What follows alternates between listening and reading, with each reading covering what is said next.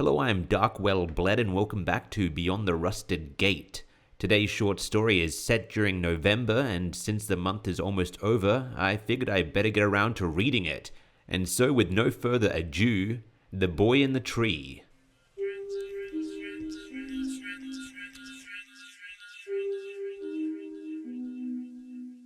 Peter loved to walk in the midnight warmth of November streets.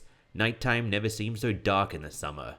The warmth burned away all precipitation from the air. Adelaide was rarely humid, and in the dry heat of a November night, the stars and the moon provided Peter with what felt like a second day, one that seemed magical, and privately his own. There were no winds and there were no people in his midnight domain, and Peter allowed his thoughts to roam freely as he trudged through the streets. He had no destination in mind. To wander aimlessly through the night was his very goal. Some houses he passed sprang to attention with porch lights and dog barks, but most remained dark, docile, and lifeless. There were the occasional glowing windows with open blinds, and Peter unapologetically glanced in as he walked by, seeing men asleep on couches and TVs performing brightly to their inattentive audiences. One house danced with pretty fairy lights, and Peter wondered if they were early Christmas decorations, very late ones, or were simply always there, and he appreciated them regardless of their reason. He passed down an unlit walkway walled on either side by an 8-foot fence of corrugated iron and came into an old cul-de-sac that he had never been in before. These homes were rich, stately, and dark. Their great gardens were gated from the road and wildly overgrown. More than a few had inoperable fountains and algae-covered ponds. This was, Peter thought, no doubt once the most elegant street in town, and likely still the wealthiest. But it looked as though its owners had aged, become less capable of upkeep, and much of it had fallen into disrepair. Peter walked and saw some homes had sheets for curtains and wondered if they were still actually inhabited. The homes were all 2 stories or taller, and each distinct in character but well suited as a collection. Towards the end of the cul-de-sac, Peter paused to observe an overgrown cherub statue and was startled by a black cat that emerged from some gated-off chest-high grass. It darted past him, and his eyes tracked it as it ran into the next property, the last on the street, and disappeared into yet more tall grass. The garden into which the cat had run belonged to a house that was the biggest on the street by far, and perhaps the most dilapidated. Despite its extreme state of disrepair, it did appear to be lived in, evidenced by a small light flickering dimly from a third-floor window. There were statues of gods sticking out from the grass, and a large long bush that was doubtlessly once a well-groomed hedge. Rising to the height of the building's second story was an impressive apple tree that bore no fruit, and on one branch that stretched out at around Peter's own head height was a small dark statue of a boy. The child statue immediately caught his attention, and Peter stuck his head through the bars of the gate to observe it closely. He had never before seen a statue placed in a tree, and admired the creativity of whoever it was that had placed it there. He then found himself taken aback by the morbid nature of the statue, which appeared to have a rope placed around its neck, then found himself frightened when it seemed to move, and horrified when it dropped and hanged itself. For a moment, Peter stood frozen in shock as the figure swung with the inertia of the drop. Then the feet kicked slightly and Peter sprang into action. Someone had just hanged themselves. Some kid, some young boy had just hanged himself. Peter pushed through the gates. They weren't locked, but they were rusted and the grass had grown against them. Pushing with all his might only opened them a sliver, but a sliver was enough. Going through sideways, he edged past the gates, waded through the grass, and ran towards the apple tree, stooping on his way to grab a pair of rusted hedge clippers that stuck out dangerously from the ground. Reaching the tree, he began to cut at the rope. The blades of the clippers were heavily rusted, and what should have been a single snip became many. Then he was hacking at the rope with the clippers, and then he sawed at it, working to free the figure, the child, the young boy, from his self-fashioned demise. Finally, the rope gave way and broke in two, one half bouncing upwards, freed from the weight, and the boy with the other half silently dropping to the dirt and the grass below. Peter struggled to release the bindings from around the boy's neck, and, when he had finally loosened them enough, the child gasped for air. Peter automatically embraced the boy with compassion and concern, crying out, good God, are you okay?" After the boy had stopped gasping, he pushed Peter away and demanded in his small voice that Peter quit his fussing.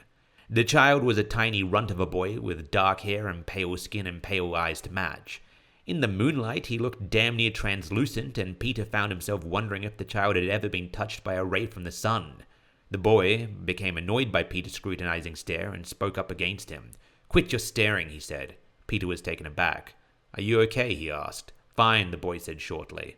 "What were you thinking using a rope such as you were?" Peter demanded, throwing the freed rope into the grass. "You could have died," he said, though he was sure that that was likely the boy's intention. The boy stood up and kicked the ground slightly, his pale eyes refusing to meet Peter's. "I was just messing," the boy quietly replied before turning to leave. Peter followed him. He did not believe the boy was, as he said, just messing, and feared that he fully intended his actions and was further fearful he may attempt them again. "Where are you going?" Peter asked from 2 steps behind. They were walking past the apple tree towards the side of the house, seemingly towards a cellar door that stood open. The magic had gone from the evening, and now Peter looked at his overgrown surroundings and the strange boy, not with fascination, but with fear. What would a boy so young as he be doing in a place like this at this time of night? The boy stepped in the cellar and took 2 steps down while Peter remained at the entrance. "Where are you going?" Peter repeated. "To bed," the boy replied. "It's late, you know," he added, and the cellar door slammed behind him. The cellar door was locked. Peter pulled, pushed, and banged on the cellar door to no avail. It was definitely locked. Peter was unsatisfied. He, to begin with, couldn't believe the boy actually lived in a place such as this, nor could he believe the child's intentions towards himself were not dangerous. For a moment he considered calling the police. They would surely send someone, child services or something. But then he remembered the dull light on the 3rd floor. A parent, maybe. Whoever it was either knew the child and should be told what he had tried, or didn't know the child and should be informed that a child had locked himself in their cellar. Moving back around to the front of the house, Peter hammered on the front door to no avail. He then tried the doorknob. It wasn't locked. Entering the home, Peter felt like a trespasser. He supposed that, in reality, he was. But desperate times called for desperate measures, and he felt sure that both the police and the occupant would understand. Calling out his presence as he walked the halls and climbed the stairs, Peter couldn't help feeling a little unsettled by the overgrown exterior and the dark, dusty interior of the large old home. Every stair creaked from ground to 3rd floor, and as he passed the levels he saw nothing but dark hallways and closed doors. Furniture covered in dusty drop sheets, cobwebs that were themselves so old that they had been abandoned. It wasn't until Peter reached the top floor that he saw anything different, a single open door and one dim light. This was, no doubt, the room that shared the window he had seen from the street. Peter called out again with a hello, but this time it was a whisper, not a yell. He was no longer certain he wanted to be heard, and was nervous of what sort of person or creature would live in a house such as this one. He feared what he might find in the room, and memories of old movies he had seen as a child filtered through his mind, suggesting to him encounters with vampires, werewolves, and monsters and their mad doctors. With a deep breath, he braced himself at the threshold and then stepped through into the light, only to find a dusty old chair and an old dead woman. No. She wasn't dead, just sleeping. She was asleep, and she was old.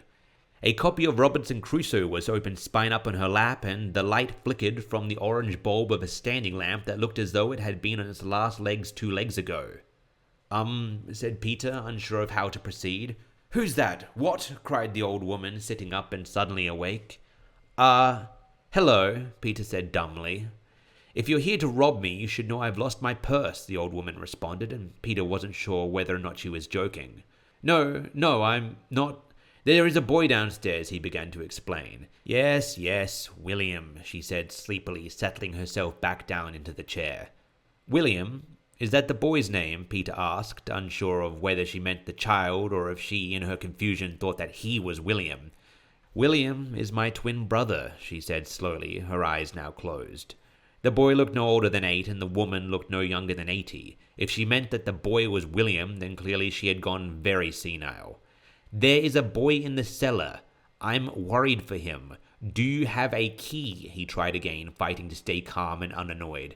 "Oh, don't worry about William. There is no sense in worrying about William," she yawned. Peter was growing vexed. "Look," he said, "if you do not give me the key, I will have to call the police. The boy has already tried hurting himself," he tried to explain. The woman sighed heavily and grunted her way to her feet. She grabbed keys from where they sat on her bedside table, right next to a purse, and she began to slowly shuffle her way out of the room and down the hall. Bother an old woman, she said. Wants to waste the nice policeman's time, she added. Doesn't he know it's long past midnight, she questioned. No sense of civility, she concluded. Peter followed her slow progression down the stairs and out the door, and as she shuffled, she didn't let up from commenting on Peter's character for a moment. Probably a thief, she theorized. Probably after my purse, she accused. Good thing it's lost, she reflected. They were now passing by the apple tree and heading around the side of the house to the cellar. Peter pointed the branch with the half rope that remained hanging from it. The boy was trying to hang himself, he again tried to explain. And your purse is on your side table, he added. William is always trying that. Tried yesterday and will try tomorrow, I'm sure, she grunted as she crouched down towards the door of the cellar and began fumbling with the keys. Never works, though, she added. It might have worked tonight had I not cut the rope, Peter said, both angry and revolted by her cavalier attitude towards the boy. Nope, it's never the rope. Cut it, did you? I did too. It doesn't matter, it's never the rope. I bet you forgot his gun, though, she said remorsefully. A shot rang out and Peter jumped and the old lady seemed unfazed. Thought so, she said. With a heave, the old lady pulled the heavy cellar doors open and the smell of gunpowder escaped the room and assaulted Peter's nostrils. The lights flickered on and revealed a dust-filled bedroom that looked as though it had gone unoccupied for half a century or longer. There's no one here. But I heard a shot, Peter stuttered. Yup, you missed his gun all right, said the old woman. I did too, that first time, she added regretfully.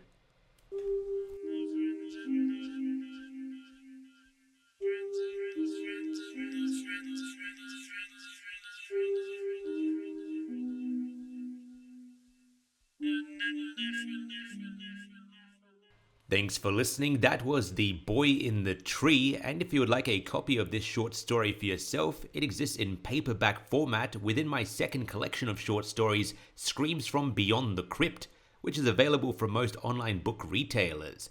And if you are looking for more short stories, consider subscribing to this channel and checking back next fortnight, as there should be a new episode then. Until then, I have been and still am Darkwell Bled. Stay spooky.